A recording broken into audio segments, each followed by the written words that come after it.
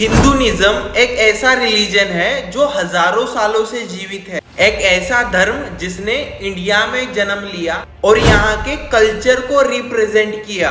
Hinduism एक religion ही नहीं, Indians की पहचान है। लेकिन जो लोग हिंदुइज्म को फॉलो करते हैं वह भी इस रिलीजन और हिंदू शब्द के मीनिंग को और उसके टर्म्स को पूरी तरह से नहीं जानते। तो दोस्तों, इस वीडियो में हम हिंदुइज्म के कुछ इंपॉर्टेंट चीजों के ऊपर बात करेंगे, तो इस वीडियो को लास्ट तक देखना। हिंदुइज्म दुनिया के सबसे पुराने रिलीजन्स में से एक है। इसकी शुरुआत कब हुई, इसका सही आंसर बताना बहुत मुश्किल है, लेकिन माना जाता है 4000 साल पहले से ही यह अस्तित्व में है। हिंदुइज्म के पूरे दुनिया में 900 मिलियन से ज्यादा फॉलोअर्स हैं, उसमें से 90% इंडिया से हैं। हिंदुइज्म क्रिश्चियन और इस्लाम के बाद तीसरा सबसे बड़ा रिलीजन है। हिंदुइज्म की प्रमुख लैंग्वेज संस्कृत है, जो हिंदुइज्म के साथ निर्माण हुई और हिंदुइज्म को एक्सपांड करने में इस भाषा का बहुत बड़ा योगदान है। और इसी लैंग्वेज की वजह से हिंदुइज्म का भरोसा लोगों में टिका रहा। ऐसा माना जाता है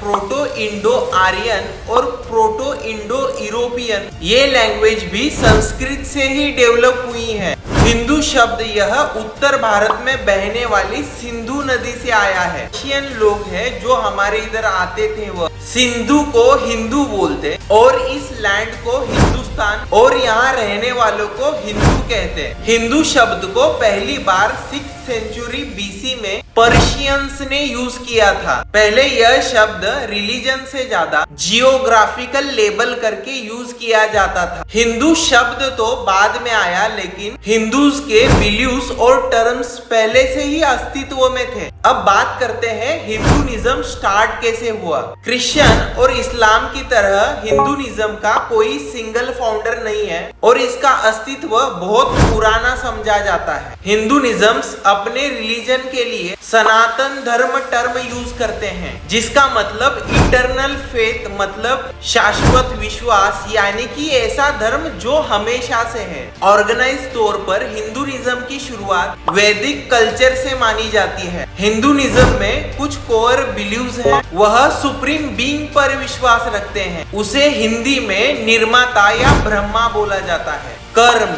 आत्मा, पुनर्जन्म, मोक्ष यह हिंदुइज्म के बिलीव सिस्टम का पार्ट है। आत्मा का कंसेप्ट यह है कि सभी जीवों में आत्मा होती है, वह ईश्वर का ही पार्ट है। कर्म का कंसेप्ट यह है कि लोगों की एक्शन ही उनके करंट और फ्यूचर लाइफ को बनाती है। हिंदुइज्म में 4 लक्ष्य बताए जाते हैं: धर्म, अर्थ, काम, मोक्ष। ऐसा माना जाता है कि मोक्ष के प्राप्ति के बाद जो बर्थ का साइकिल है वो समाप्त हो जाता है और आत्मा ईश्वर में मिल जाती है। उसके बाद योग भी हिंदुइज्म का एक इम्पोर्टेंट पार्ट है। दुनिया में लोगों को हिंदुइज्म के बारे में पता हो या ना हो, लेकिन योग के बारे में सभी को पता होगा और हिंदुइज्म के वजह से ही योग की इम्पोर्टेंस लोगों को समझ में आई है। हिंदुइज्म वैसे तो फॉर्मलेस गॉड मतलब निराकार देव मतलब अल्टीमेट रियलिटी के ऊपर भरोसा रखते हैं। इसके साथ कहा गया है कि गॉड के अलग अलग रूप हो सकते हैं। यहाँ से एक कंसेप्ट पैदा होता है कि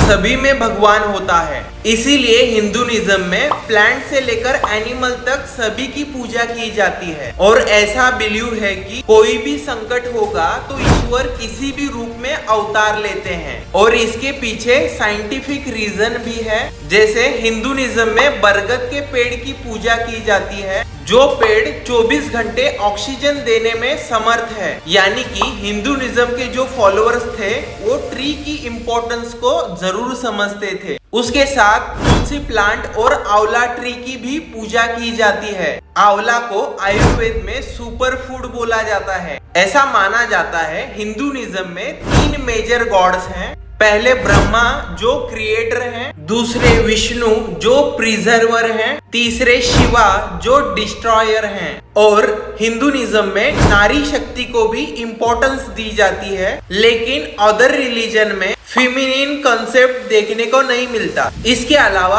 अलग अलग गॉड को उनके कुछ चीजों से जोड़ा गया है, जैसे लॉर्ड गणेशा को रिमूवर ऑफ ऑब्स्टेकल्स मतलब विघ्नहर्ता बोला जाता है, और देवी सरस्वती को गॉड ऑफ नॉलेज बोला जाता है। हिंदुइज्म के कुछ पुराने सीक्रेट्स हैं, उसमें से 4 वेद हैं। पहला ऋग्वेद, दूसरा यजुर्वेद, तीसरा सामवेद और चौथा अथर्ववेद। ऐसा माना जाता है कि खुद ईश्वर ने ऋषियों को ये वेद दिए थे। उसके साथ उपनिषद, शिव पुराण, रामायण, महाभारत और भगवत गीता यह हिंदूज की इम्पोर्टेंट बुक्स हैं। अब बात करते हैं हिंदुइज्म के सोशल सिस्टम की। हिंदुइज्म की सोशल सिस्टम ये वर्ण सिस्टम से बनती है। इसके अनुसार सोसाइटी को 4 वर्ण में डिवाइड किया गया है। पहला ब्राह्मण, दूसरा क्षत्रिय, तीसरा वैश्य, चौथा शूद्र। पहले ये डिवाइडेशन कर्म के बेस के ऊपर किया जाता था। जो स्पिरिचुअल एक्टिविटी करते हैं उनको ब्राह्मण बोला गया, जो पब्लिक को प्रोटेक्ट करते हैं उनको क्षत्रिय, जो स्किलफुल प्रोड्यूसर थे उनको वैश्य कैटेगरी में डाला गया, जो अनस्किल्ड लेबर है उनको शूद्र कैटेगरी में डाला गया। लेकिन आगे जाके ये डिवाइडेशन बर्थ के बेस के ऊपर होने लगा और बहुत सारे क्लास को अनटचेबल माना गया। उसके बाद जाति का डेवलपमेंट शुरू हुआ। बाद में ये पूरा सिस्टम बहुत कॉम्प्लेक्स हो गया। छोटे वर्ण वाले लोगों के साथ गलत बिहेवियर किया जाने लगा। इसी वजह ने सोसाइटल फैब्रिक को कमजोर कर दिया। इसके बाद बहुत सारे लोगों ने हिंदुइज्म को रिवाइव करने का भी काम किया। फॉर एग्जाम्पल आदि शंकराचार्य, रामानंद, संत कबीर, नानक, मीराबाई और तुलसीदास, इनका योगदान बहुत बड़ा है। अभी मॉडर्न पीरियड की बात करें तो राजा राम मोहन रॉय, स्वामी दयानंद सरस्वती, स्वामी विवेकानंद, इनका भी बहुत बड़ा योगदान है। स्वामी विवेकानंद जी ने शिकागो की स्पीच में हिंदुइज्म को और ज्यादा पॉपुलर किया। तो दोस्तों, हिंदुइज्म के बारे में एक वीडियो में सारी बातें शेयर करना पॉसिबल तो नहीं है, लेकिन ये हमारी एक छोटी सी कोशिश थी। अगर आपको हमारी ये कोशिश अच्छी लगी है तो इस वीडियो को लाइक करें, इस चैनल को सब्सक्राइब करें। अगर आपको वीडियो पसंद आया है तो अपने हिंदू दोस्तों के साथ जरूर शेयर करें।